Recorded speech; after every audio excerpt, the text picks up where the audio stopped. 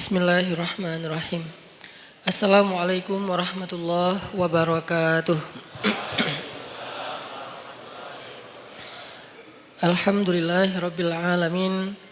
Alhamdulillahilladzi hadana lihada wa ma kunna linahtadiya laula an hadanallah. Asyhadu an la ilaha illallah wahdahu la syarikalah wa asyhadu anna Muhammadan abduhu wa rasuluhu la nabiyya ba'dah. Rabbana la tuzigh qulubana ba'da idh hadaitana wa hab lana min ladunka rahmah innaka antal wahhab. Allahumma salli wa sallim wa barik ala sayyidina wa habibina wa azimina wa nabiyyina Muhammad. Rabbi shrah li sadri wa yassir li amri wa hlul 'uqdatan min lisani yafqahu qawli. Teman-teman sekalian, alhamdulillah kita panjatkan kepada Allah Subhanahu wa taala untuk nikmat yang Allah berikan kepada kita, kepada bangsa Indonesia, dan mudah-mudahan kita juga sebagaimana diberikan nikmat, tapi juga Allah memberikan kita kemampuan untuk bisa mensyukuri nikmat Allah. Karena nikmat yang tidak disyukuri itu akan berujung dengan malapetaka dan penyesalan.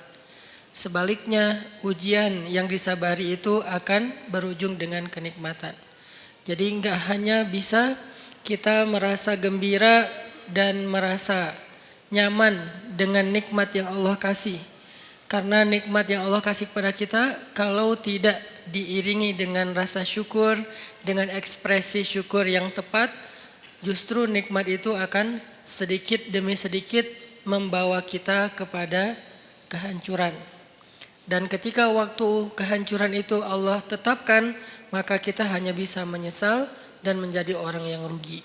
Baik itu secara personal maupun secara sebuah bangsa. Kalau bangsa ini diberikan nikmat kemerdekaan, bangsa ini diberikan nikmat untuk bisa keluar dari banyak masalah, banyak tekanan, banyak peristiwa-peristiwa besar termasuk pada tanggal 30 September dan seterusnya. Lalu kita tidak mampu mensyukurinya dengan ekspresi syukur yang benar, maka justru nikmat-nikmat yang sudah banyak Allah berikan kepada bangsa ini akan diganti menjadi kebinasaan dan malapetaka. Na'udzubillahi min dzalik. Itu pernah dialami oleh orang-orang sebelum kita. Jadi ini bukan sekedar wacana, bukan sekedar nakut-nakuti, bukan sekedar persepsi subjektif. Tapi ini udah dialami oleh orang-orang sebelum kita. Makanya Al-Quran sendiri yang maha benar selalu mengangkat sejarah sebagai contoh. Padahal Allah cukup mengatakan jangan kayak gitu. Artinya apa yang Allah larang itu udah pasti rugi. Tapi kenapa Allah habis bilang jangan kayak gitu, Allah bilang seperti orang-orang sebelum kalian yang pernah begini lalu mereka merugi. Karena Allah ingin kita belajar dari sejarah. Dulu ada satu negeri yang sangat subur di Yaman. Negeri itu sampai diistilahkan dengan baldatun thayyibatun. Baldatun yang negeri yang thayyibah, yang semua yang tumbuh itu adalah baik. Enggak ada yang enggak baik. Tapi tiba-tiba berubah menjadi sebuah negeri yang berwarna hitam. Karena Allah hanguskan negeri itu dengan kebakaran yang luar biasa. Tapi kalau kita baca sejarah, itu bukan kebakaran karena human error. Allahu alam, tapi ini adalah salah satu bentuk kemarahan Allah kepada mereka. Ini artinya kita belajar untuk berekspresi tentang mensyukuri nikmat Allah Subhanahu wa taala, baik kita secara pribadi maupun kita secara bangsa, supaya Allah Subhanahu wa taala mendawamkan nikmat itu untuk bangsa Indonesia. Teman-teman yang dirahmati Allah, malam ini kita akan lanjutkan pembahasan atau obrolan kita pada pertemuan sebelumnya, yang waktu itu saya sempat bahas dengan tema diam. Kebenaran setelah pembahasan dengan tema diam ini, ada beberapa pertanyaan yang saya lihat di sosial media, terutama di komen postingan-postingan saya, yang menurut saya belum tuntas pemahamannya. Sehingga muncullah komen-komen yang ada yang sifatnya bertanya, ada yang sifatnya menyimpulkan. Kalau yang sifatnya bertanya buat saya itu sangat fair, karena namanya orang nggak paham maka dia bertanya. Tapi kalau yang sifatnya menyimpulkan lalu keliru, buat saya harus diluruskan. Nah, dari pembahasan diam atau pembahasan sabar atau pembahasan mengalah atau pembahasan jangan membalas keburukan dengan keburukan dan seterusnya, saya melihat kadang-kadang sebagian dari kita memahaminya tidak utuh, memahaminya tidak kondisional, tetapi mengeneralisir pemahaman itu dalam kasus apapun, dan ini tidak berlaku dalam Islam. Karena dalam Islam itu selalu ada yang namanya dawabit, detail masalah. Masalahnya apa dulu? Sehingga nggak boleh seseorang itu mengeneralisir sebuah jawaban kalau ternyata memang kasusnya berbeda. Kecuali hikmah ya, kalau hikmah boleh. Hikmah yang sama untuk kasus yang banyak. Contoh hikmah keutamaan istighfar. Ada yang datang bilang, saya belum dikaruniai anak. Apa ya yang harus saya lakukan? Banyak istighfar. Datang lagi, saya belum dapat pekerjaan. Apa yang harus saya lakukan? Banyak istighfar. Saya ribut dengan pasangan. Apa yang harus saya lakukan? Banyak istighfar. Kebun saya kering. Apa yang harus saya lakukan? Banyak istighfar. Dan seterusnya, itu hikmah. Kalau hikmah itu kayak mutiara. Dia punya banyak sisi dan semuanya bercahaya. Tapi kalau jawaban yang sifatnya adalah hukum dan seterusnya, fikih, ini nggak bisa mengeneralisir semua masalah dengan satu fatwa.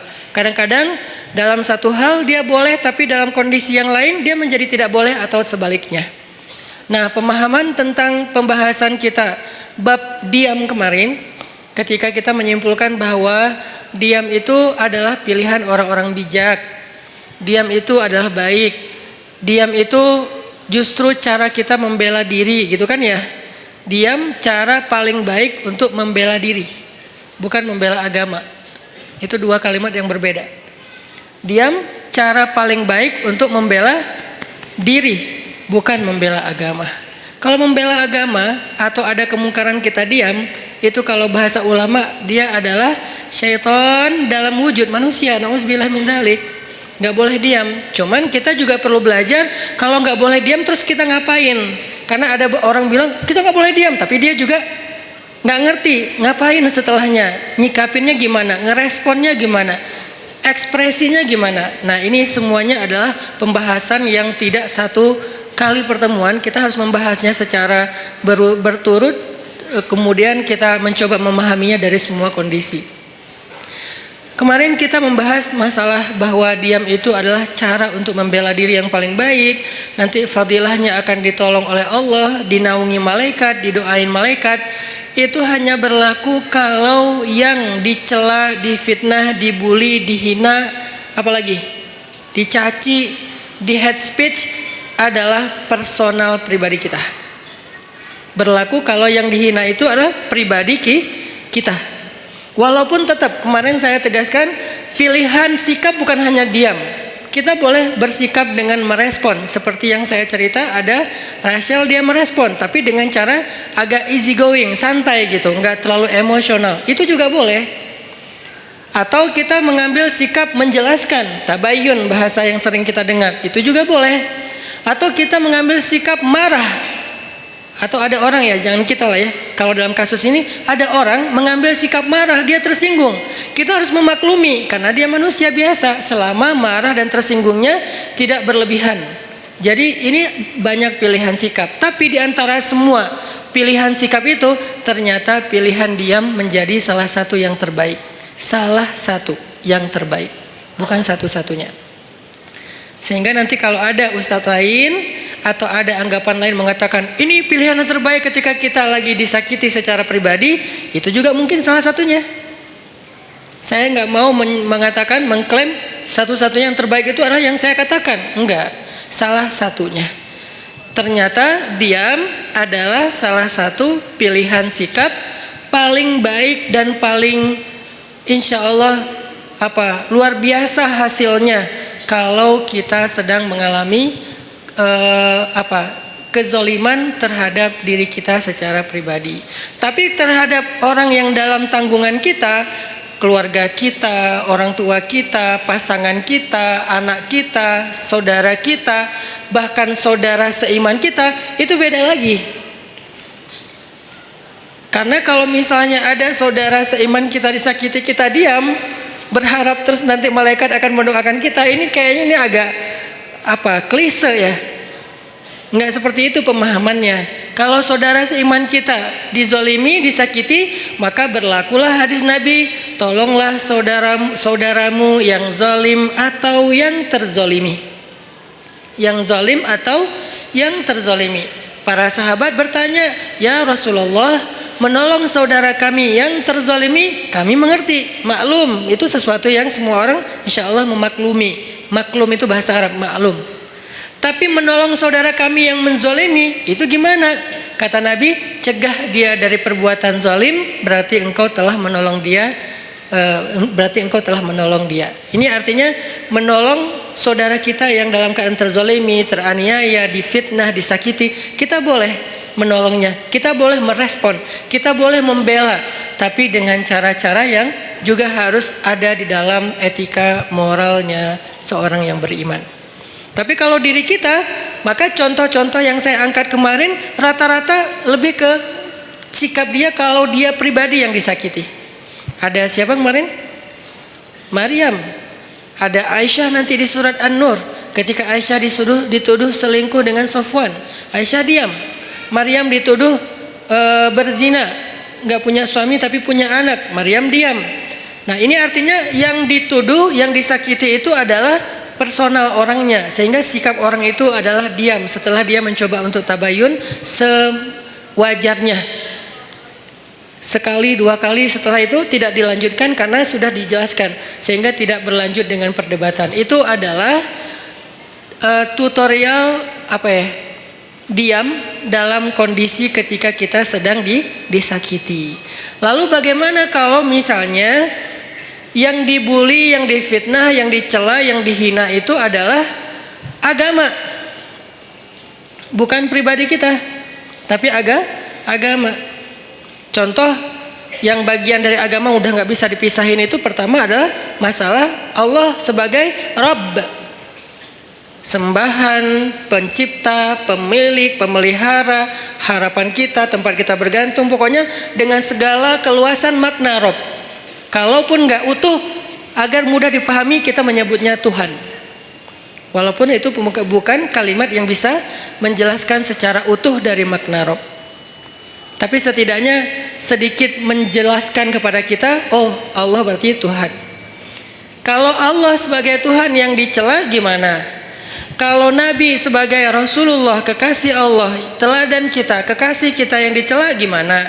Kalau syariat yang dicela gimana? Kadang-kadang bukan dicela secara langsung, tapi dibikin jadi tidak berharga. Itu juga mencela kan? Ada hal yang sakral dalam agama dibilang sesuatu yang biasa aja. Ini nih sesuatu pencelaan dengan cara yang tidak langsung terhadap agama. Nah, gimana kita responnya? Apakah kita diam? Apakah kita merespon? Terus gimana cara kita ngerespon? Itu yang akan kita bahas pada malam ini. Jadi bisa dibilang malam ini tuh kayak diam part 2 lah. Jadi masih tema yang sama, tapi kelanjutannya supaya kita dapat tambahan angle. Oh, kalau angle-nya gini ternyata sikapnya nggak sama, berubah lagi. Oh, ternyata kalau angle-nya ini hasilnya beda lagi gitu. Ini adalah kelanjutan dari pembahasan pada pertemuan kita yang sebelumnya. Oke, sebelum kita membahas lebih lanjut tentang diam part 2 ini, cara kita menyikapi orang yang menyakiti hal-hal yang prinsip dalam keimanan kita, Allah, Rasulullah, syariat, Al-Quran, hadis, ulama, apalagi orang soleh, termasuk bahkan saudara, keluarga, masyarakat, tetangga, mukmin disakiti, gimana sikap kita? Maka sebelumnya yuk kita sama-sama tilawah dulu firman Allah di dalam surat Ali Imran ayat 181. Di sini ada cerita yang berkaitan dengan tema kita. Karena menjelaskan sesuatu dengan cerita itu kayaknya akan jauh lebih universal. Surat Ali Imran ayat 181.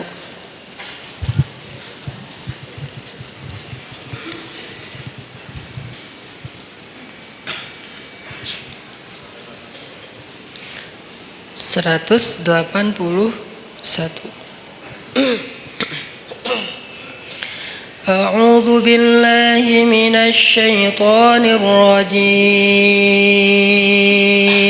Silakan.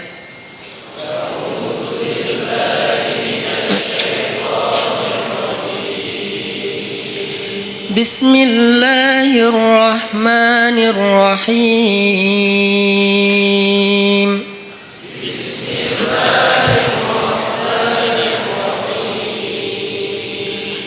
لقد سمع الله قول الذين قالوا إن الله فقير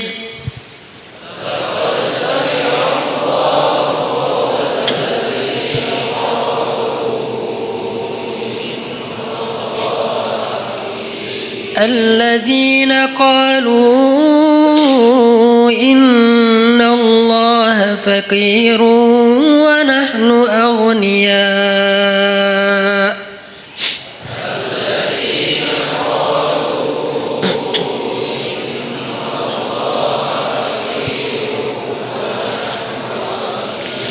سنكتب ما قالوا وقتلهم الأنبياء بغير حق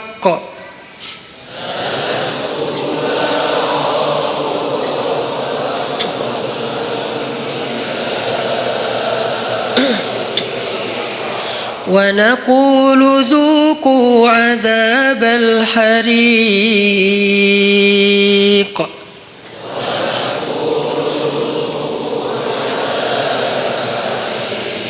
ذلك بما قدمت أيديكم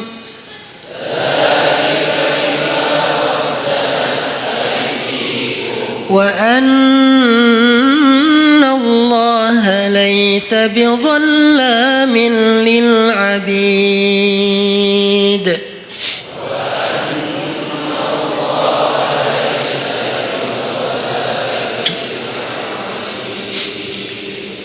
Nah, sebelum kita baca terjemah, saya pengen ceritain dulu sedikit adegan yang berkaitan dengan ayat ini. Satu hari Abu Bakar As-Siddiq lagi main ke sebuah kawasan atau ke sebuah pasar tempat orang-orang Yahudi ngumpul. Jadi kayak di Madinah itu kan ada orang Islam sama orang Yahudi kan hidup berdampingan. Cuman seringnya orang Yahudi ini bikin masalah. Mereka membatalkan perjanjian, mereka mengganggu kaum muslimin, mereka menyebarkan fitnah, termasuk salah satunya fitnah Aisyah selingkuh. Akhirnya satu demi satu kabilah Yahudi itu kemudian diusir oleh Nabi karena berkali-kali melanggar perjanjian. Maka jadilah kota Madinah itu hanya tinggal kaum muslimin saja. Tadinya Islam di Madinah itu sangat berdampingan dengan orang Yahudi karena dasarnya Islam itu kan rahmatan lil alamin ya, nggak mau ngerecokin orang, nggak mau ganggu orang, itu Islam banget tuh. Islam nggak mau ganggu orang, Nabi itu paling nggak enak ngerepotin orang, itu tuh Islam banget. Tapi juga Islam punya prinsip, dia punya hal yang buat dia itu nggak bisa ditawar. Salah satunya adalah kehormatan, apalagi yang berkaitan dengan kehormatan perempuan. Kemudian masalah ideologi, hal-hal yang akidah, syariah, sehingga muncullah kalimat lakum dinukum waliyadin. Kalian dengan cara agama kalian, kami dengan cara agama kami. Bisa nggak kayak gitu kita hidup? Nggak usah saling mengganggu. Bisa, oke. Tanda tangan perjanjian, jalan beberapa lama. Ternyata dilanggar sama orang Yahudi. Sekali dibiarin. Diminta pertanggungjawaban 2 kali, kemudian Nabi menuntut 3 kali, udah berkali-kali sampai puncaknya yang paling parah misalnya kayak membunuh, mempermalukan perempuan muslimah, ini udah nggak bisa ditawar, makanya diusir oleh Rasulullah SAW. Nah, waktu itu kaum Yahudi masih berdampingan dengan Nabi. Satu hari Abu Bakar datang ke tempat main atau nongkrongnya orang Yahudi lah. Kayak kafenya Yahudi lah mungkin atau restorannya Yahudi gitu kan. Mereka lagi nongkrong. Datang Abu Bakar ke situ. Tadinya Abu Bakar datang niatnya baik, pengen silaturahim. Bukan silaturahim ya. Pengen temenan lah. Karena sebetulnya silaturahim dalam makna aslinya hanya berlaku untuk keluarga. Sebutlah dengan bahasa kita silaturahim. Pengen silaturahim sama beberapa tokoh Yahudi, salah satunya bernama Fanhas. Nah, ketika sampai di tempat Fanhas nongkrong, Abu Bakar datang, terus Abu Bakar duduk dengan Fanhas. Abu Bakar ngobrol gitu sama Fanhas. Fanhas, kamu tahu kan Islam itu benar? Soalnya Fanhas ini siapa? Fanhas ini tokoh agama Yahudi yang memiliki ilmu sejarah yang bagus tentang nabi-nabi sebelumnya, yang dia membaca Alkitab, yang pasti di dalam Alkitab itu disebutkan tentang Nabi Muhammad. Makanya Abu Bakar ngobrol dengan Fanhas, baik-baik sih ngobrolnya. Fanhas, kamu tahu kan Islam itu benar? Kamu tahu kan Muhammad itu utusan Allah sesuai dengan yang kamu baca di dalam literasi kamu? Kata Fanhas, ya emang kenapa? Terus kenapa kamu nggak ikut aja, nggak beriman, cuma nanya doang gitu, bukan maksa? Apa jawaban Fanhas? Bagaimana saya mau mengikuti sebuah agama yang Tuhannya itu miskin, yang Tuhannya itu fakir, dan dia membutuhkan harta dari kita? Ketika dia berfirman, "May yuqridullaha qardan hasana." Itulah bedanya orang yang kufurnya kufur fikrah, intelektual, dengan kufur karena dia nggak paham. Kalau orang yang kufur nggak paham, kita toleran banget. Orang-orang yang nggak suka dengan syariah karena dia nggak paham, kita toleran banget. Ya udah, nggak apa-apa, nggak maksa.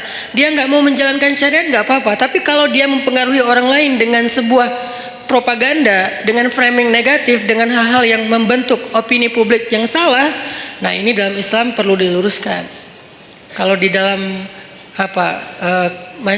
masyarakat lingkungan bangsa kita tuh kayak beberapa tokoh sekuler liberal, salah satunya yang kemarin sempat rame bilang menghafal Quran udah nggak penting gitu kan. Ya mungkin dia kurang baca sejarah juga menurut saya, padahal itu sejarah yang paling simpel sih, nggak harus jadi ahli. Bahwa di masa Nabi selain udah ada penghafal Quran, Nabi juga menyuruh sahabat untuk menulis Al-Quran.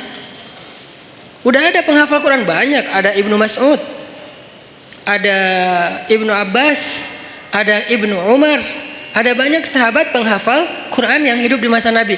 Tapi tetap aja Nabi nyuruh nulis Al-Quran. Atau sebaliknya, udah ada yang nulis, tapi tetap aja Nabi memotivasi mereka menghafal Al-Quran. Jadi ada yang menghafal, ada yang menulis. Cuman belum dijilid kayak gini. Ini namanya mushaf. Kalau belum dijilid namanya nuskhah. Kalau udah dijilid namanya mushaf. Sudah satu jilid. Sehingga dari Al-Fatihah sampai Al-Ikhlas, An-Nas udah ada di sini semua gitu. Baik berbentuk fisik ataupun berbentuk platform digital kayak yang di handphone dan seterusnya. Dulu di masa Nabi belum dijilid, masih lembaran-lembaran yang terpisah. Ada yang ditulis di kulit binatang, ada yang ditulis di pelepah pohon, ada yang ditulis di batu. Sehingga sahabat-sahabat itu mendapatkan Al-Quran nggak utuh 30 juz. Lagian kan Al-Quran belum turun 30 juz kan? Baru turun sejuz, 5 juz, 10 juz, kan bertahap tuh sampai akhirnya turun total sebelum Nabi wafat 30 juz. Sehingga sahabat kalau baca Quran ada yang cuman di rumahnya itu 2 lembar, ya udah itu aja terus yang dibaca, soalnya dia nggak hafal. Ada sahabat yang baca Quran 1 juz, ya udah itu aja yang dihafal, yang dibaca. Baru kemudian dijilid pada masa Abu Bakar As-Siddiq atas inisiatif dari Umar bin Khattab. Kata Umar, ya Abu Bakar, kenapa nggak kita jilid aja Al-Quran supaya nggak berceceran di mana-mana? Kata sahabat yang lain, ya Umar, gimana kita mau melakukan sesuatu yang tidak dilakukan Nabi? Ini pertanyaan sering muncul kan sekarang. Ngapain kita lakukan sesuatu yang nggak dilakukan Nabi? Kata Umar, seandainya Nabi masih hidup, pasti Nabi akan mengatakan ini baik. Kalau bahasa orang yang lebih fanatik lagi sekarang, tapi kan Nabi nggak melakukan. Seandainya itu baik, kenapa Nabi nggak ngelakuin? Berarti apa yang Nabi nggak lakuin berarti nggak baik. Nah ini nih pemikiran nggak terbuka. Umar itu orang yang sangat open minded banget. Sehingga dia banyak nyampain gagasan-gagasan yang justru kayak sesuatu yang baru gitu di zaman itu. Lalu akhirnya setelah disyurokan oleh para sahabat, mereka sepakat bahwa ini baik, maka dilakukanlah proses penjilidan Al-Quran pertama di masa Abu Bakar. Kemudian diulangi lagi, lebih teratur lagi di masa Utsman bin Affan. Karena di masa Utsman itu ada semacam polemik soal tata cara membaca Al-Quran. Karena banyaknya orang non-Arab yang masuk Islam, lalu mereka salah dalam membaca ayat-ayat secara huruf, secara baris. Kalau baris saja masih mending, ini hurufnya salah. Kenapa huruf bisa salah Ustadz? Karena dulu Al-Quran itu tulisannya nggak ada titik. Kalau sekarang kita nyebut Arab gundul itu nggak ada baris ya. Kalau dulu tuh lebih gundul lagi. Bukan hanya nggak ada baris tapi nggak ada titik. Jadi shin dengan sin itu sama-sama nggak punya titik. Shad dengan dot itu sama, nggak ada titik. Lo dengan to sama, nggak ada titik. Ba, ta, sa sama, nggak ada titik. Jadi linusabbita bihi fuadak bisa dibaca linubayyina bihi fuadak. Jauh kan? Linusabbita bihi fuadak, untuk kami teguhkan hatimu dengannya, bisa dibaca linubayyina bihi fuadak, untuk kami perjelas maksud di dalam hatimu dengannya. Itu jauh banget perbedaannya. Kenapa? Karena tidak ada titik. Akhirnya banyak orang non Arab yang masuk Islam di masa Utsman salah membaca huruf. Jadilah Al-Quran itu agak banyak kesalahan. Dan itu rame yang membaca dengan cara yang salah. Akhirnya Utsman berinisiatif untuk mengumpulkan lagi cara baca yang tadinya 10 huruf menjadi 1 huruf. 1 huruf menjadi 10 qiraat dan seterusnya. Itu pokoknya rumit lah pokoknya. Sejarahnya rumit. Intinya di zaman Nabi itu udah ada smartphone dalam bentuk tulisan di lembaran-lembaran. Atau kenapa tetap dianjurkan menghafal Quran? Ini jawaban paling logis menurut sejarah. Belum lagi nanti ada jawaban dari sisi spiritual, bahwa menghafal Quran itu fadilahnya luar biasa. Kita tuh dapat mahkota di padang mahsyar. Hanya orang yang tidak beriman atau ragu dengan janji Allah dan Rasul yang gak peduli dengan hal kayak gini, bahwa nanti dia akan pakai mahkota cahaya di padang mahsyar, dia bisa menyelamatkan 10 keluarganya. Gak bisa nyelamatin saudara kita, keluarga kita 10 orang dengan membawa smartphone. Di padang mahsyar, ya Allah, di smartphone saya nih ada Al-Quran, boleh gak saya selamatin keluarga saya? Jangankan keluarga, mantan aja gak bisa. Coba gimana? Jadi memang ada fadilah tertentu, walaupun kita mungkin yang ngomong kayak gini juga belum tentu hafal Al-Quran dengan ayat yang banyak. Tapi setidaknya saya tuh selalu respect banget sama yang menghafal Quran dan menganjurkan. Sampai anak saya sekarang tiga-tiganya sekolahnya khusus tahfiz. Karena saya berharap mereka nggak seperti saya yang baru serius ngafal Quran pas udah gede. Mereka harus tuntas dulu Al-Quran, sisanya boleh belajar sains, belajar apapun lah. Kan dulu ulama-ulama saintis Islam itu hafiz ya rata-rata ya.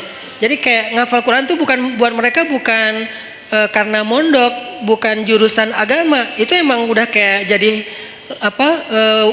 jadi budaya yang soleh di antara masyarakat Islam. Aisyah pondok tahfiz, Maryam pondok tahfiz yang pulangnya sebulan sekali. Yang saya cerita, saya juga kadang-kadang bete gitu, nggak bisa ketemu anak, tapi harus sabar. Yahya masuk TK tahfiz, yang dari TK itu udah mulai belajar tahsinnya pakai bahasa Arab, bukan pakai bahasa Indonesia. Dia menghafal huruf pakai bahasa Arab. Yang saya pernah sekali tampilin di YouTube ya, yang alifun Allah kayak gitu-gitulah. Saya juga nggak hafal, dia hafal.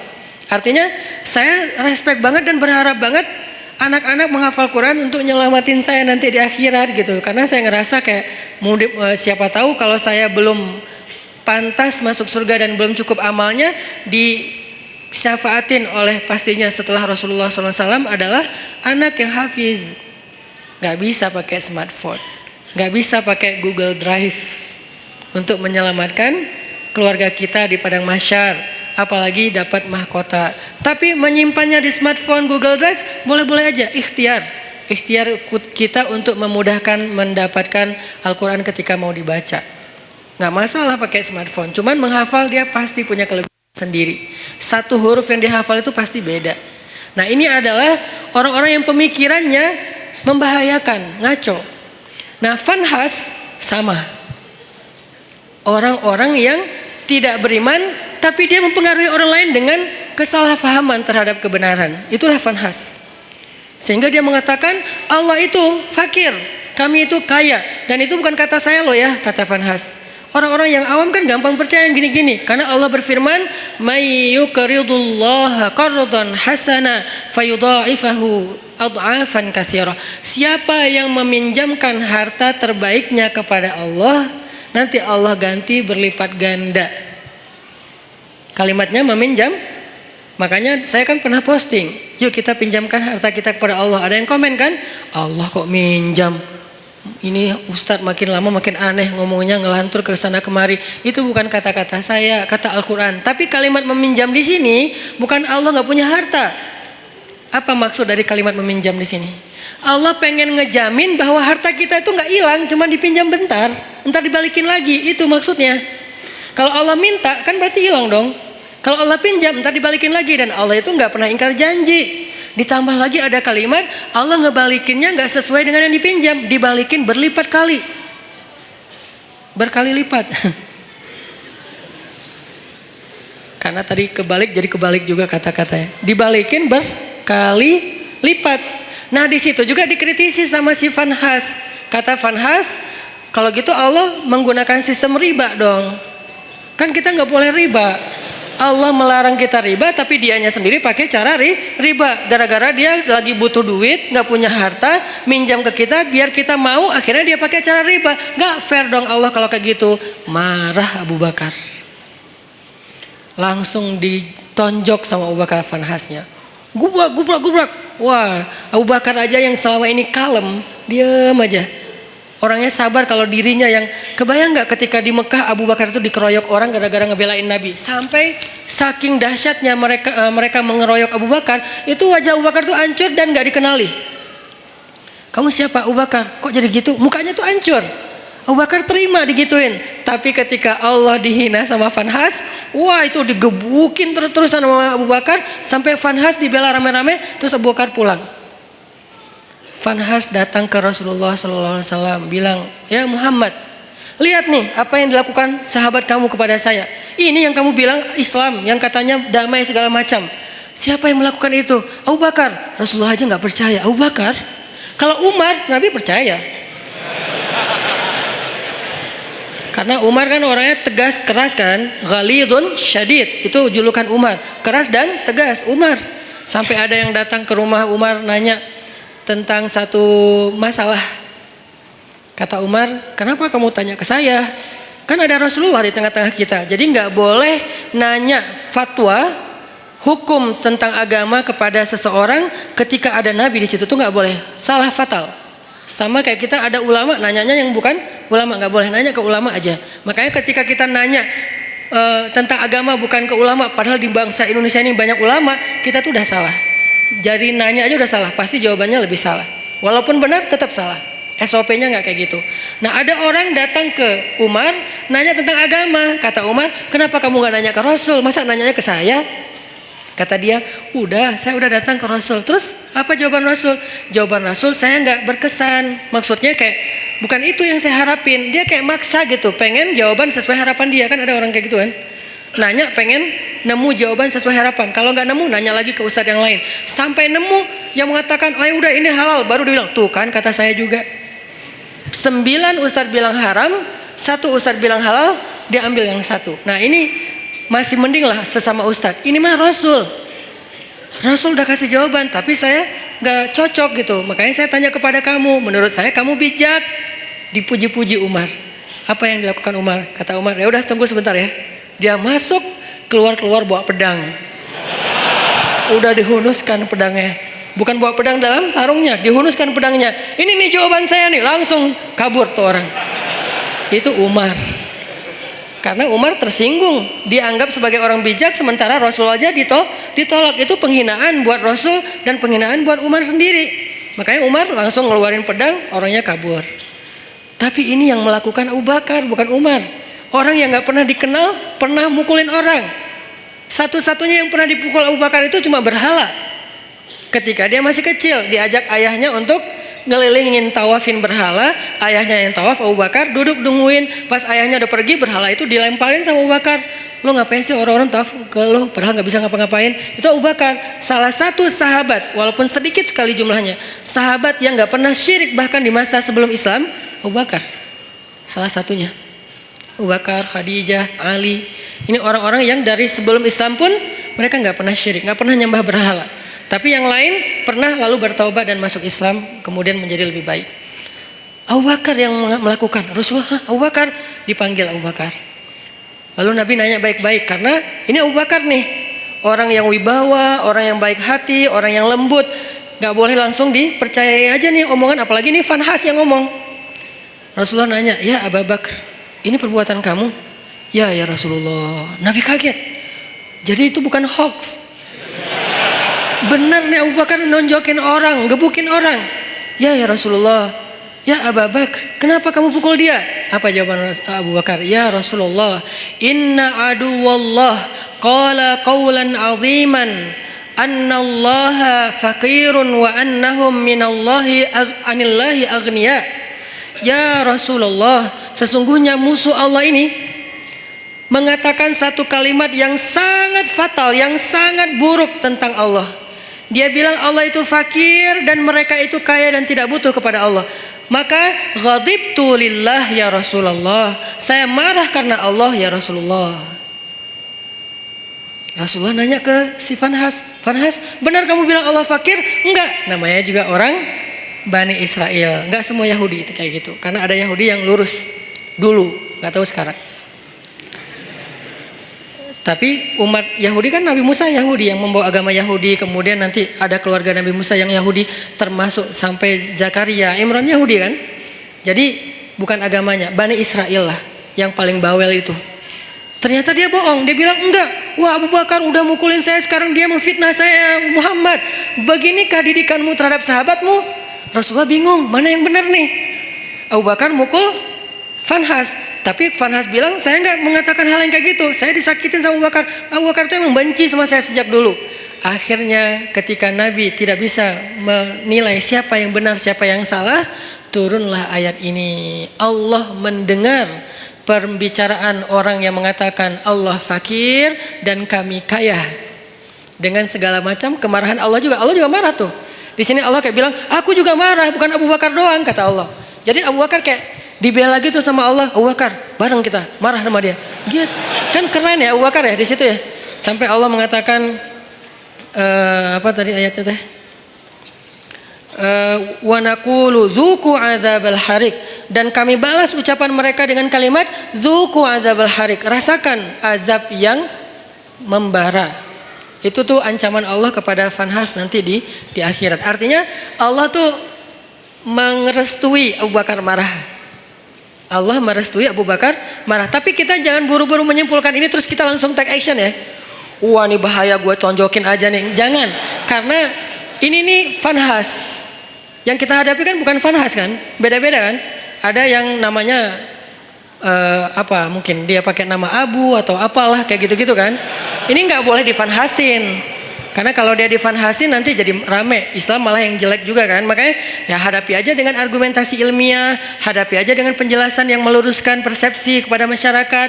Nggak usah terpancing. Biarkan harusnya hukum yang bergerak di situ, karena emang kewajiban seorang yang memegang hukum, penguasa. Kalau dia nggak mengambil tindakan hukum, dia bertanggung jawab di hadapan Allah SWT. Dalam arti membiarkan orang menghina Allah, Rasulullah, agama Allah. Membiarkan saja dosa, karena dia mampu untuk mencegah, untuk menyikapinya, untuk menghukum dengan cara yang terbaik. Di zaman Umar, ketika Umar jadi khalifah, ada tuh yang kayak gitu tuh, suka nyebarin hal-hal yang kayak aneh, nyeleneh tentang agama. Asalnya dari Irak. Dia ini emang tokoh liberalnya Irak lah. Dia nyebarin fitnah tentang makna ayat Al-Quran. Saya lupa tapi ayatnya apa, nanti saya cek lagi. Tapi dia kayak bikin keraguan orang terhadap kebenaran Al-Quran. Kalau dalam bahasa ulama ini disebut dengan istilah syubhat. Makanya ada istilah raddus syubhat, menolak membantah syubhat-syubhat tentang agama. Ada yang mengatakan misalnya ternyata melakukan hubungan walaupun tidak halal, tidak resmi, tidak dalam akad nikah, asalkan sama-sama rela, itu sesuatu yang dibolehkan. Ini namanya syubhat, menyebarkan fitnah tentang agama di tengah-tengah masyarakat. Ini fatal banget dalam sebuah sebuah bangsa atau masyarakat. Di zaman Umar ada orang kayak gitu. Kalau kita baca sejarah kekhalifahan Umar itu luar biasa loh. Ada orang yang dideportasi karena terlalu ganteng. Selebgram terlalu ganteng dan itu nggak ada hasil editan. Kalau saya kan ngeditnya lama kan ya, pakai editor terbaik lah, Rifat C. Tapi kalau ini nggak perlu diedit, udah emang ganteng. Rambutnya ikal sepundak, keren banget. Sampai saking gantengnya dia, cewek-cewek nggak mau nikah kecuali sama dia. Kan kasihan banget cowok yang lain ya, nggak mau nikah kecuali sama dia. Sampai ada cewek-cewek bikin syair tentang dia, kayak bikin lagu gitu tentang dia, di aransemen dengan cara-cara yang berbeda-beda. Ada syair isinya gini, seandainya tempat tidurku hangat bersama dengan dia. Coba, syair jahiliyah namanya. Aku ingin tempat tidurku terasa hangat bersama dia. Sampai gitu terdengar oleh Umar. Nauzubillah, kata Umar, innalillah, astagfirullah. Umar kan suka keliling-keliling gitu kan. Pas dengar itu Umar nanya kepada kayak kabinetnya, siapa cewek itu? Dia fansnya. Siapa cowok yang disebut di situ? Itu. Akhirnya dipanggil cowok itu ke tempat Umar. Kemudian Umar melihat, ganteng. Emang ganteng gitu. Kenapa kok cewek senang sama dia? Gantengnya di sebelah mana ya? Akhirnya Umar berkesimpulan yang buat dia makin ganteng itu emang mahkotanya adalah rambut. Rambutnya adalah mahkota. Akhirnya, kamu tahu kesalahan kamu apa? Apa wahai Amirul Mukminin? Kamu terlalu ganteng. Salah saya apa? Kan saya takdirnya lahir seperti ini, C.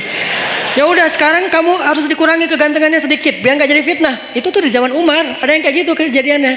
Coba, kayak gitu-gitu aja diurus oleh negara loh.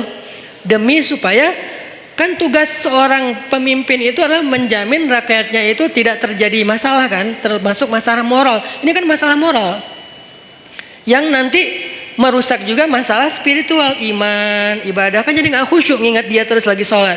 Makanya nggak boleh. Nah akhirnya kata Umar, kamu harus dikurangin kegantengannya. Caranya dipotong rambutnya.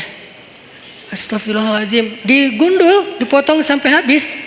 Akhirnya ini hak saya gimana? Hak kamu adalah kamu akan dibayar oleh negara. Gara-gara dipotong rambut dibayar oleh negara. Akhirnya dia dipotong rambut. Besok datang lagi karena rambutnya udah habis, kan malu kan, rambut udah habis. Dia pakai sorban. Datang ke Umar. Kata Umar, ini lebih ganteng. Ternyata pakai sorban malah lebih keren lagi gitu. Aduh, Umar bingung nih gimana diapain. Masa dibuka sorbannya, kasihan, mempermalukan. Islam itu menjaga banget hak orang lain, gak mau mempermalukan. Dia tetap rambutnya dihabisin, tapi jangan dibiarin kelihatan orang banyak karena itu malu. Soalnya itu kayak aib kalau di Arab rambutnya pelontos gitu, itu aib. Sehingga akhirnya dikasihlah sorban. Malah makin ganteng. Umar bingung. Akhirnya Umar memutuskan dia harus dideportasi ke sebuah kampung yang isinya nenek-nenek. Kampung itu nenek-neneknya pas dia datang, gitu. Kan parah juga nih nenek-nenek. Akhirnya dia dideportasi ke luar negeri yang kampungnya isinya orang ibu-ibu tua, yang dia atas tindakan itu dia digaji oleh pemerintah. Ini adilnya Islam, hukum tegak tapi fair. Hukum tegak tapi fair. Dia nggak hanya dideportasi terus biarin dalam keadaan terlunta-lunta, enggak. Dia dikasih gaji oleh pemerintah. Tapi dia sendiri di tempat yang terasing. Tiba-tiba ibunya di kota Madinah datang ke Umar dan mengatakan, celaka engkau wahai Amirul Mukminin. Kenapa saya celaka ibu? Kata Umar. Karena engkau duduk bersama anak-anakmu, putra-putramu, dan engkau bersama dengan mereka dalam keadaan nyaman, bahagia, tapi engkau memisahkan saya dengan putra saya. Siapa putra ibu? Fulan _ Fulan. Oh, yang selebgram itu? Iya. Ya udah, ibu maunya apa? Saya jauh dari putra saya kangen dengan putra saya. Kamu tahu nggak sih rasanya kangen gitu kan? Terus gimana maunya ibu? Saya pengen ketemu putra saya. Ya udah, akhirnya diputuskan oleh Umar, ibunya juga ikut dengan anaknya tinggal di sana, dibiayai oleh negara. Itu tuh masa kekhalifahan Umar, sampai hal-hal kayak gitu diurus. Termasuk laki-laki yang dari Irak tadi, orang sekuler Irak yang pengen ngacak-ngacak pemikiran umat Islam tentang Al-Quran. Dia mengatakan, ini lihat nih ayat nih kayak gini-gini. Tapi dia ngomongnya kemana? Dia ngomongnya di pasar, bukan di majelis para ulama, bukan di masjid, di pasar. Karena kalau di pasar kan jarang ada ulama nih, sehingga orang percaya aja sama dia, sama omongannya. Dipanggil sama Umar, tahu nggak kesalahan kamu apa? Apa? 2. 1, kamu sudah menyebarkan fitnah agama di tengah-tengah masyarakat sehingga mereka ragu tentang Al-Quran. 2, kalau kamu nggak ngerti ayat itu harusnya kamu tanya kepada ulama, bukan nanya kepada orang awam. Atas kesalahan yang fatal ini maka saya hukum kamu dengan dicambuk. Karena dia udah nyebarin banyak fitnah, orang sampai ragu nggak mau lagi baca Quran, orang menganggap Al-Quran itu nggak otentik segala macam. Itu kan banyak kan obrolan orang sekuler tentang kayak gituan. Akhirnya dicambuk dan diancam, kalau kamu masih melakukan hal yang sama maka saya akan berikan hukuman yang lebih berat. Akhirnya dia pulang ke Irak dan sejak itu dia taubatan nasuha. Itu terjadi. Nah, Vanhas kayak gitu banget, yang nyebarin fitnah tentang agama Allah. Allah fakir, Allah itu riba dan seterusnya, sehingga akhirnya Allah turunkan ayat tadi dan Allah membela Abu Bakar As-Siddiq. Nah, kalimat yang saya pengen kita renungkan dari kalimatnya Abu Bakar itu apa? Ghadibtu lillah ya Rasulullah. Saya marah karena Allah ya Rasulullah. Apa pelajarannya di sini? Ternyata Islam itu juga menganjurkan marah, menganjurkan cinta, menganjurkan maaf, menganjurkan sabar, menganjurkan tersinggung, menganjurkan marah, menganjurkan membalas. Ada semuanya, tapi kondisinya berbeda-beda, konteksnya berbeda-beda. Kalau kita salah konteks, nggak jadi ajaran Islam lagi. Itu yang harus kita pelajari. Jadi bukan hanya agama cinta, tapi juga ada anjuran untuk supaya kita marah dalam kondisi tertentu. Bagaimana nggak marah ketika ada seorang perempuan muslimah dihina, dibuka auratnya, dilecehkan? Masa kita nggak marah? Rasulullah aja marah ketika ada perempuan muslimah lagi belanja di masjid, di pasar, belanja di pasarnya Yahudi, terus dilecehkan sama cowok-cowok anak muda Yahudi. Diapain? Roknya tuh diikat pakai tali, digantung ke tiang gitu. Pas dia jalan kan kesingkap karena ketarik tali kan, sehingga auratnya kelihatan. Dia malu, nangis, dibela, digunting tuh tali sama seorang laki-laki pemuda muslim, digunting talinya. Marah orang-orang Yahudi yang ngeprank si cewek ini nih. Mereka bilang, lo nggak usah ikut-ikutan, ini bukan urusan lo, ini saudari saya muslimah, saya harus membela sesama orang yang beriman. Lagian kalian zalim, ini kan kejahatan moral, kalian nggak punya akhlak kepada perempuan, nggak menghargai perempuan. Terjadi adu mulut lama-lama karena dia sendiri dikeroyok meninggal. Udahlah menghina perempuan, membunuh laki-laki yang mencoba membela perempuan tadi. Nabi langsung marah. Langsung dikumpulkan bala tentara yang kuat-kuat oleh Nabi menuju kepada kabilah itu, dikepung tuh kabilahnya. Setelah dikepung, Nabi memberi mereka kesempatan, 2 pilihan. 1 pergi, 2 perang.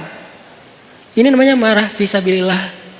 Jadi ada jomblo fisabilillah, ada mutusin fisabilillah, ada balikan fisabilillah, semuanya ada fisabilillahnya. Apa maksud saya fisabilillah?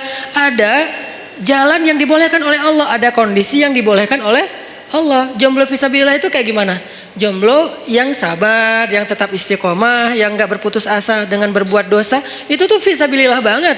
Jadi itu bukan bahasa-bahasa nyeleneh. Justru itu sebuah ungkapan sederhana yang di dalamnya tuh terkandung banyak hikmah yang saya harapin kayak gitu. Jadi bukan jihad fisabilillah. Jihad fisabilillah ada juga jihad fisabilillah taghut. Orang yang berjihad bukan karena Allah. Begitu juga dalam urusan yang lain. Ghadibtu lillah ya Rasulullah. Saya marah karena Allah ya Rasulullah. Berarti apa? Di antara cabang-cabang iman adalah emosi. Perasaan cinta, perasaan malu, perasaan takut, perasaan marah, itu semuanya bagian dari iman. Kalau ada orang mengatakan iman itu hanya cinta, sampai ada kalimat, ya Allah kalau saya beribadah karena saya penginkan surga, tutup surga itu dari saya. Kalau saya beribadah karena saya takut neraka, masukkan saya ke neraka. Saya beribadah hanya karena cinta kepadamu. Ini membentur-benturkan 2-3 hal yang sebetulnya tiga-tiganya baik. 1, roja, mengharapkan surga. Itu baik, bagian dari iman. 2, khauf, takut neraka. Itu juga bagian dari iman. 3, mahabbah, cinta kepada Allah. Itu juga bagian dari iman. Tiga-tiganya emosional, perasaan. Ternyata iman itu juga menyangkut urusan perasaan. Sehingga pertanyaannya, sudah berimankah perasaan kita? Jangan-jangan yang baru beriman lisan kita. Asyhadu an la ilaha illallah, asyhadu anna Muhammadar Rasulullah. Lisan kita beriman. Apakah hati kita beriman? Yaitu yakin. Apakah perasaan kita beriman? Yaitu takut kepada neraka, mengharapkan surga, mengharapkan ampunan Allah, cinta sama Allah, kangen sama Allah, cinta sama Rasulullah. Itu kan imannya, perasaan. Sudah berimankah pikiran kita? Artinya pikiran kita tuh yadhkurunallaha qiyaman wa qu'udan wa ala junubihim. Ingat Allah terus. Dalam keadaan berdiri, duduk, berbaring, itu kayak simbol dari totalitas kehidupan dia. Ingat Allah terus. Itu berarti pikirannya sudah beriman. Sudah berimankah tangan kita yang tercegah dari menyakiti orang lain? Sudah berimankah kaki kita yang tidak mau melangkah ke tempat-tempat dosa? Sudah berimankah sekujur tubuh kita dengan segala bentuk amal solehnya? Termasuk perasaan. Sehingga orang yang tidak marah ketika agamanya dihina, orang yang tidak marah ketika Allah dihina, Rasulullah dicela, itu tuh berarti imannya, perasaannya belum utuh keimanannya. Saya nggak bilang nggak beriman ya, karena itu terlalu ekstrim menuduh orang tidak beriman. Tapi dalam bab itu dia belum utuh keimanannya, belum baik keimanannya. Karena harusnya dia marah. Cuman yang harus kita perjelas juga adalah gimana cara kita marah. Gimana cara kita mengekspresikan marah? Marah harus, tapi mengekspresikannya ada banyak cara dan itu sangat kondisional. Gak bisa digeneralisir. Tapi marah harus. Tersinggung harus. Coba kalau ada yang menghina ibu kita, marah gak? Marah pasti, gak mungkin gak marah. Salah gak kita marah? Gak salah, cuman gimana cara kita marah kan gitu kan? Waktu kecil dulu kan suka gitu kan? Ada teman kita menghina ayah kita dengan dibuat foto ayah kita di tanah terus diinjak-injak. Nih ayah kamu nih, gitu kan ya. Akhirnya kita, wah lu ngina ayah gua. Akhirnya berantem. Waktu kecil kan suka gitu tuh. Ngalamin gak sih masa-masa kayak gitu? Udah gak ada ya? Kalau yang milenial mungkin gak ngalamin. Kalau saya kan sebelum milenial, udah agak tua. Dulu pernah ngalamin masa-masa si bolang kayak gitu tuh. Terus kita kayak bikin kertas, tulis nama ayah saya Abdurrahman, nama ibu saya Kartini. Jadi ibu saya Kartini itu cuma saya yang boleh nyanyi itu. Ibu kita Kartini, cuma saya karena ibu saya Kartini namanya. Kartini Abdurrahman, nih gua injak-injak nih gua sobek-sobek nih. Wah bener nih lo cari masalah sama gua. Akhirnya berantem atau dibalas kalau nggak berani berantem, nulis juga nama ayah dia sama ibu dia. Kita sobek-sobek juga. Ujung-ujungnya sih berantem juga. Kenapa kita marah? Karena kita cinta sama orang tua kita, nggak mungkin enggak. Kadang-kadang kita kayak sebel sama ibu kita, tapi kita nggak rela ada orang menghina ibu kita kan? Kadang-kadang kita kayak beda pendapat sama orang tua kita, tapi kita nggak rela ada yang menyakiti orang tua kita. Itu tuh udah pasti. Umumnya kayak gitu. Hanya anak durhaka yang nggak kayak gitu. Umumnya orang kayak gitu. Gimanapun dia nggak dekat sama orang tuanya, gimana pun dia kayak nggak nyaman dengan orang tuanya, kadang-kadang berdebat, berselisih sampai marah, tapi dia nggak rela orang menyakiti orang tuanya. Apalagi ini lebih dalam rasanya daripada masalah keluarga. Kenapa bisa gitu Ustadz? Karena suatu hari Umar bin Khattab datang kepada Nabi mengatakan, "Ya Rasulullah, aku mencintaimu lebih dari apapun kecuali diriku sendiri." Cinta itu perasaan, bagian dari iman. Kata Nabi, belum sempurna wahai Umar. Artinya belum cukup wahai Umar. Belum cukup iman kalau hanya baru mencintai Rasul lebih dari apapun juga selain diri sendiri. Belum cukup wahai Umar. Artinya imannya belum utuh. Terus gimana ya Rasulullah? Katakan aku mencintaimu lebih daripada apapun termasuk diriku sendiri. Ya Rasulullah, aku mencintaimu lebih daripada apapun termasuk diriku sendiri. Al-an ya Umar, al-an, sekarang baru cukup wahai Umar, baru cukup. Dan Umar gak ngomong dengan lisannya saja, dia ngomong dengan perasaannya. Kalau dia udah ngomong itu benar-benar rasanya dalam sedalam itu. Artinya perasaan, emosi bagian dari iman. Sehingga yang harus kita syahadatkan dalam tanda petik, yang harus kita islamkan, yang harus kita cas terus keimanan dalam diri kita, bukan hanya wawasan di kepala kita dengan duduk di taklim, bukan hanya lisan kita dengan mengucapkan kalimatan thayyibah, tapi juga termasuk rasa, perbuatan, akhlak, semuanya harus ditanya, sudah berimankah diri kita? Sudah berimankah akhlak saya? Sudah berimankah pandangan saya? Karena pandangan orang yang beriman tidak akan melihat aurat. Pandangan orang yang beriman tidak akan melihat yang dosa. Nanti di atas mereka ada yang lebih dahsyat lagi. Jangankan aurat orang lain, aurat sendiri aja nggak mau ngelihat. Siapa dia? Ali bin Abi Thalib. Aurat sendiri aja nggak ngelihat. Coba, kebayang nggak tuh? Ya nggak usah dibayangin juga sih. Aurat sendiri nggak mau ngelihat. Saking karamallahu wajhah, saking mulianya wajah dan matanya Ali bin Abi Thalib, aurat sendiri nggak mau lihat. Dalam peperangan dia duel sama musuh, kemudian dia menebas kaki musuhnya dengan pedang Ali, lalu tersobeklah pakaian laki-laki tersebut dan kelihatan pahanya. Ali langsung palingkan wajahnya, nggak mau ngelihat paha musuh. Coba, padahal lagi perang tuh, bukan lagi jalan, lagi kayak kena motor atau apa misalnya sobek, enggak. Dan itu cowok, kebayang nggak cewek? Kalau kita cewek, ini cowok, artinya ya apa sih, teman doang atau apa gitu kan ya. Walaupun ada sebagian yang mengatakan paha bukan aurat. Kalau yang mengatakan paha bukan aurat berarti adegan itu bukan paha, lebih dari itu. Kalau yang mengatakan paha itu aurat berarti kejadian itu hanya sebatas paha. Dua-duanya pendapat ulama dan kita hargai. Yang jelas Ali nggak mau ngelihat, langsung memalingkan wajahnya. Nah musuhnya kan curang, di mana-mana kan di film juga yang fiktif, yang namanya antagonis selalu curang kan. Nggak ada yang antagonis tapi baik hati, itu namanya bukan antagonis, si hero. Dia pasti curang. Begitu Ali sebagai superhero-nya balik arah, dia nyerang, curang kan. Tapi Ali yang digituin Ali gitu, salah orang. Ali balik arah, justru pedangnya tuh lagi siaga. Begitu dia nyerang, diputerin lagi tuh pedang, putus leher musuh tersebut. Dan itu musuh bukan orang biasa, legendnya orang Mekah. Yang sahabat-sahabat gak berani duel sama dia, diam semuanya. Ali yang berani. Siapa yang mau menantang saya? Diam sahabat yang lain. Kata Ali, gak ada yang bangkit. Ya Rasulullah, saya. Kata Rasulullah, Ali duduk aja Ali. Gak ada cowok di antara kalian yang berani nantang saya. Marah kan Ali digituin kan ya. Sahabat-sahabat diam. Kenapa gak ada yang bangkit? Itu tuh terkenal Amru, orang yang paling jago berpedang di antara orang Mekah. Belum pernah kalah sama sekali. Jadi benar-benar menang KO terus gitu. Amru yang menantang. Diam. Ali bilang, ya Rasulullah saya. Ali, aku gak tega kalau sesuatu terjadi sama kamu. Rasulullah aja kayak ngerasa Ali gak bisa ngalahin dia. Ali diam, tapi gergetan banget. Siapa yang berani nantang saya? Atau kita pulang aja nih, udah beres. Akhirnya, ya Rasulullah, jangan biarkan dia menghina Islam. Biarkan saya menghadapi dia, Allah yang akan menolong saya. Ali hati-hati ya. Ya Rasulullah, datanglah Ali. Akhirnya tarung dan Ali menang telak dalam pertarungan waktu itu. Ini nih karamallahu wajah. Matanya itu mata yang beriman, telinganya telinga yang beriman, lisannya lisan yang beriman, wajahnya wajah yang beriman. Gimana wajah yang beriman? La tahkiranna minal ma'rufi syai'a walau antalqa akhaka biwajhin taliq. Janganlah kalian ngeremehin amal soleh walaupun kecil, walau sekedar bertemu dengan saudaramu dengan wajhun, wajah, bahasa Arab jadi bahasa Indonesia, wajah yang apa, sumringah, wajah berseri-seri, wajah yang happy. Jangan ketemu teman kita cemberut aja. Kamu kenapa? Enggak, emang muka saya emang kayak gini. Nah, kalau itu beda ya. Tapi berusaha untuk tersenyum, itu tuh wajah beriman. Jadi wajah aja, ada wajah beriman, ada yang wajah tidak beriman.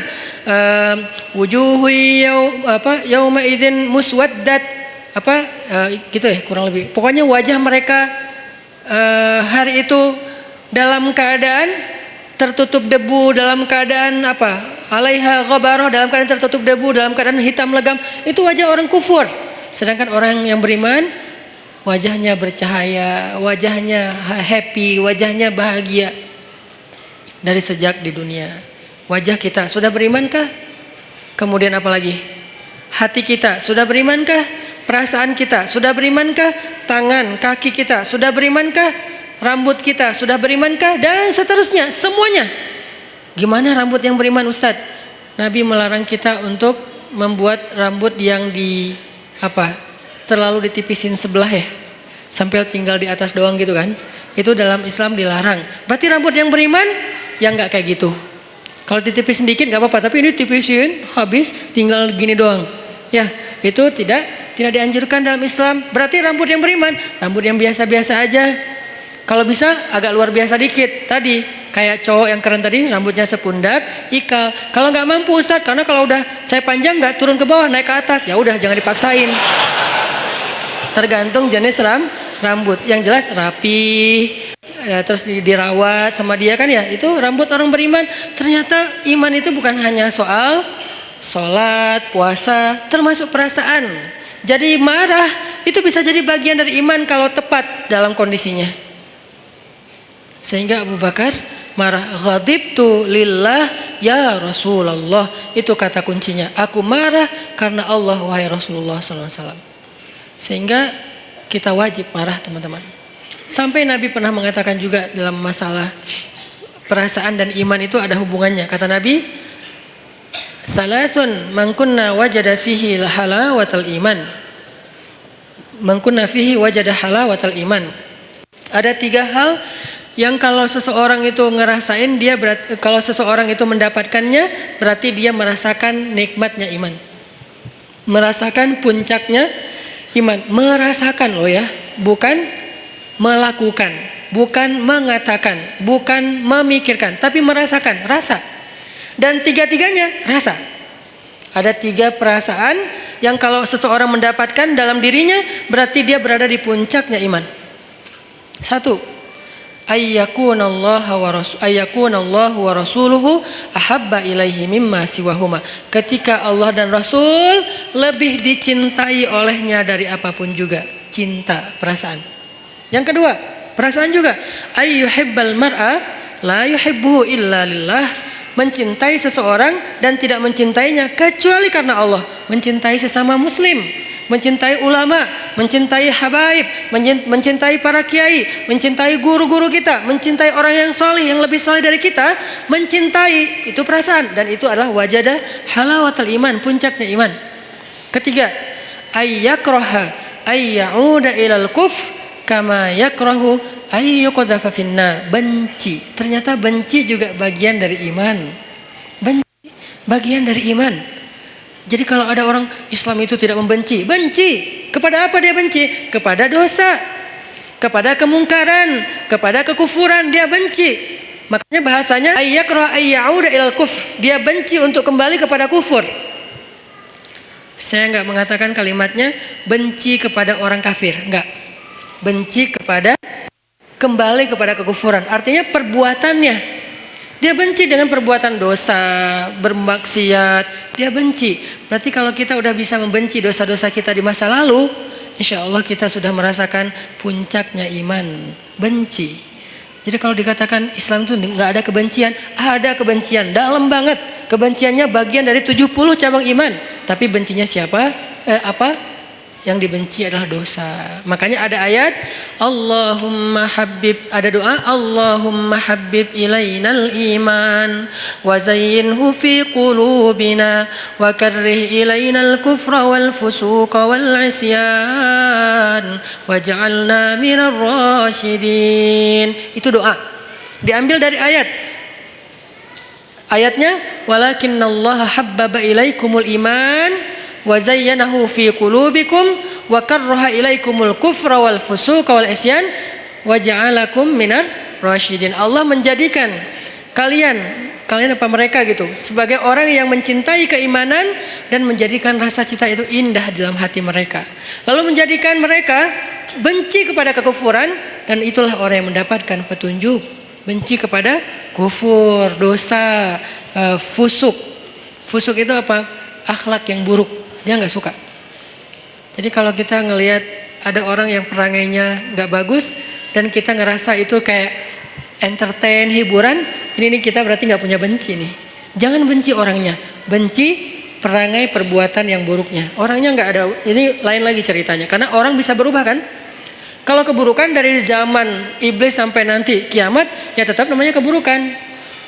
Yang benar sudah jelas, yang buruk sudah jelas. Tapi kalau orangnya bisa berubah. Pagi dia kufur, malam dia mukmin. Pagi dia setan, malam bisa jadi malaikat. Makanya jangan membenci orangnya. Siapa tahu suatu saat dia berubah.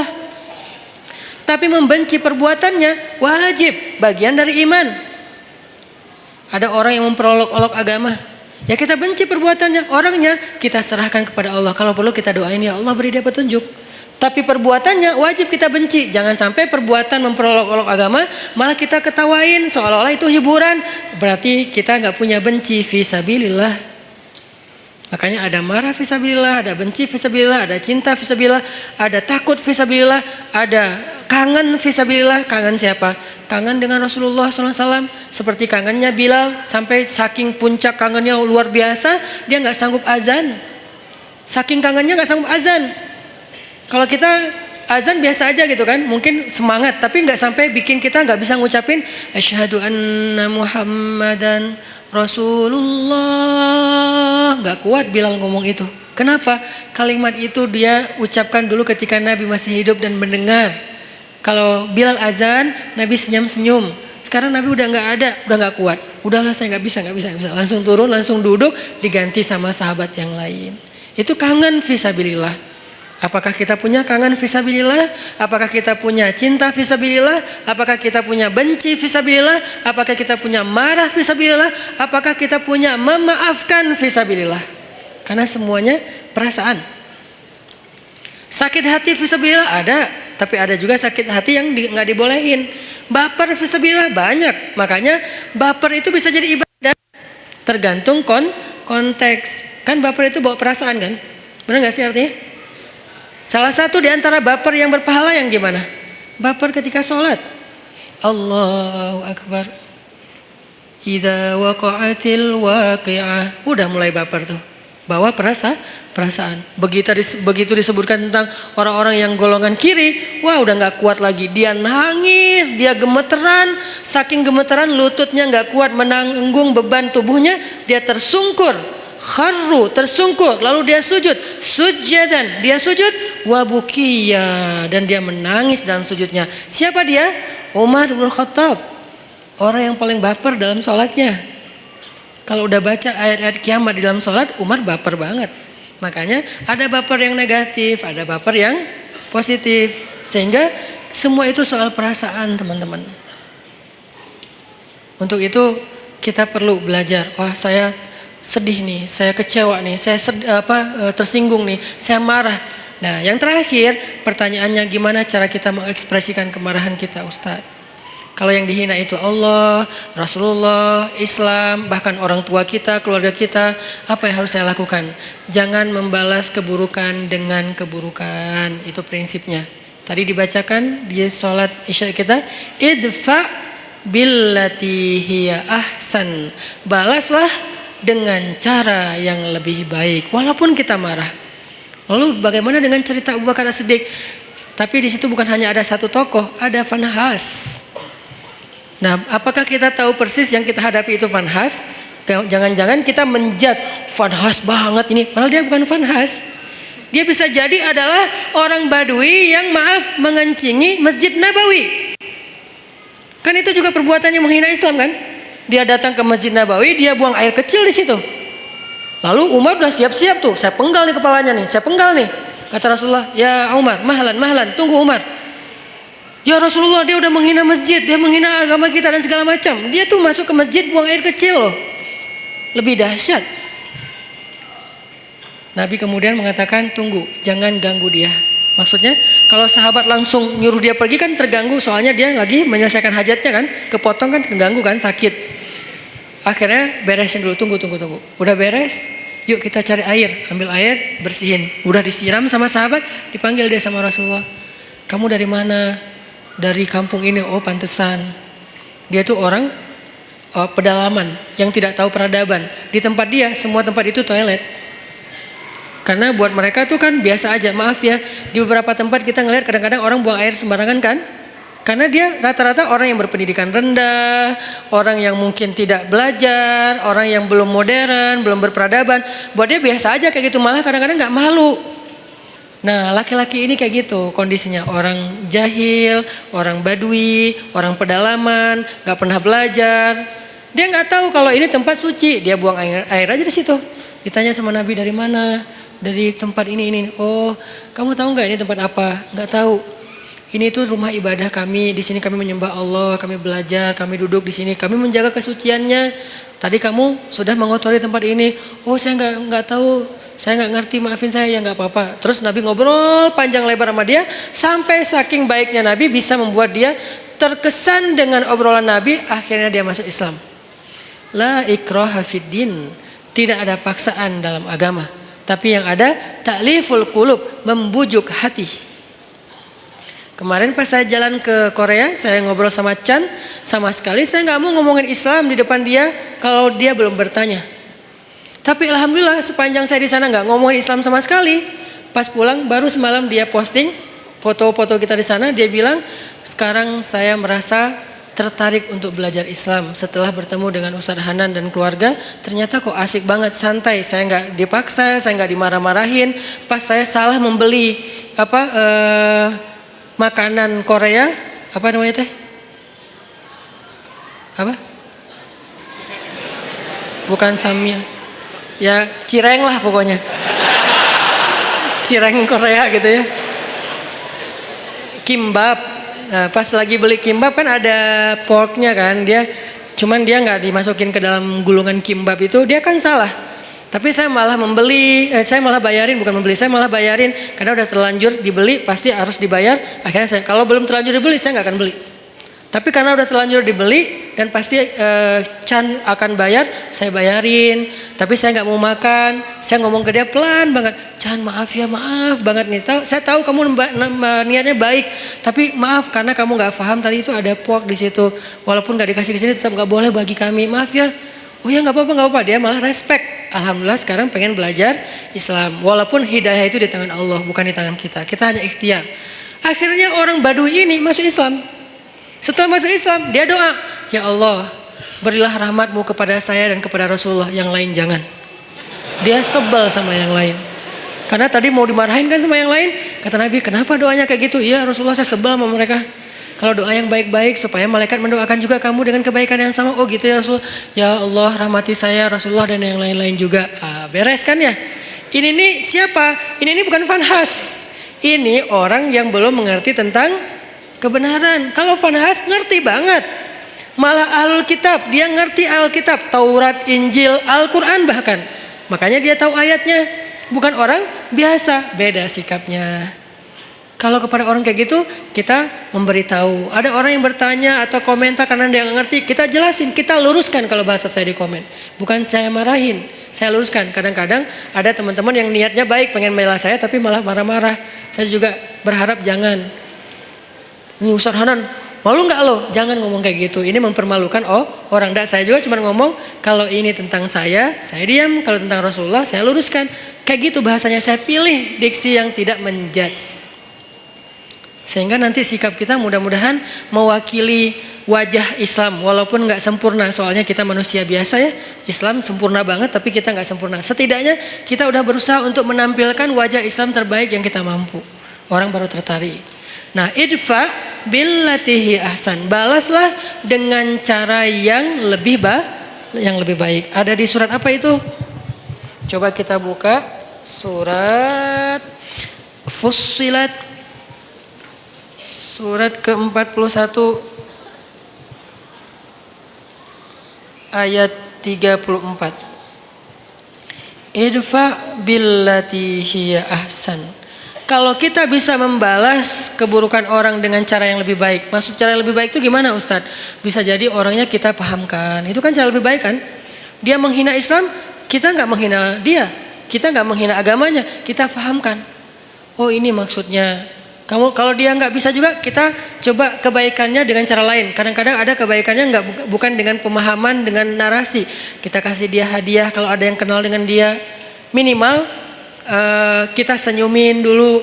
Minimal kita nasehatin dengan diam-diam lewat DM atau apapun lah. Pokoknya jangan sampai kita mencela, mendebat, ngebully rame-rame dengan nge-replay komennya dia. Kasihan. Kadang-kadang dia nggak ada niat mencela.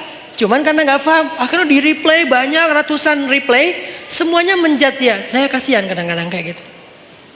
Padahal niat saya tadi pengen meluruskan, tapi di bawah tuh wah macam-macam.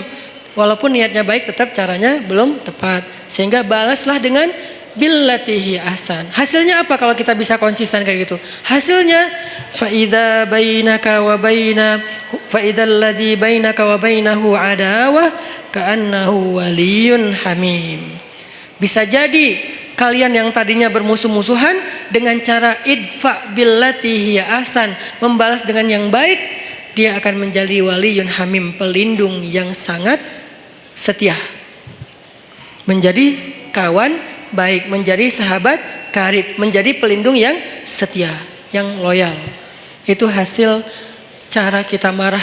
Boleh marah tetap, tapi ekspresikan marah itu dengan cara-cara yang justru melahirkan kebaikan. Satu.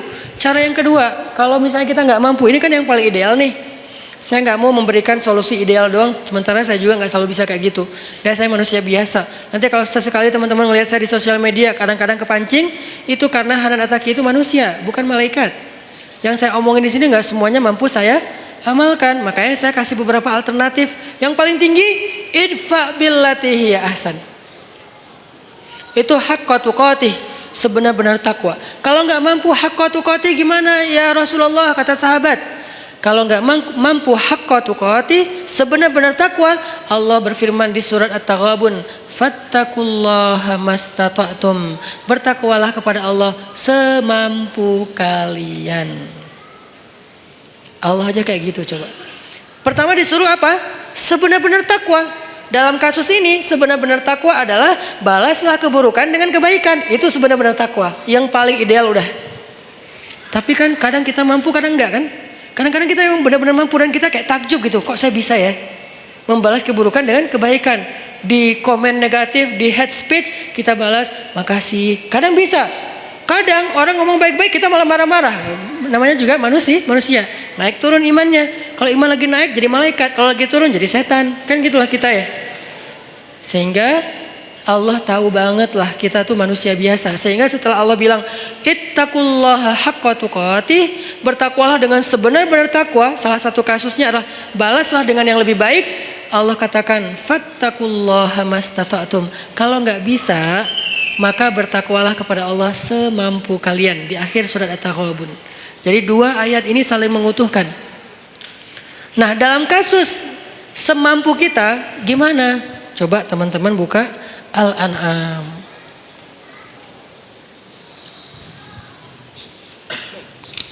Di surat Al-An'am ayat 68. Coba lihat surat Al-An'am ayat 68. Wa idza ra'aital ladzina yakhuduna fi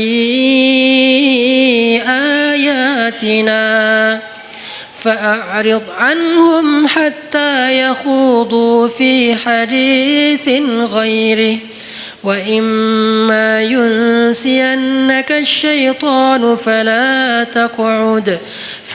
تقعد بعد الذكرى مع القوم الظالمين. Kalau ada orang yang memperolok-olok ayat Allah, yang memperolok-olok agama Allah, yang memperolok-olok syariat Allah, maka maka berpalinglah kamu dari mereka. Itu kalau kita nggak bisa membalas dengan yang lebih baik, udah berpaling aja, jangan ikut-ikutan.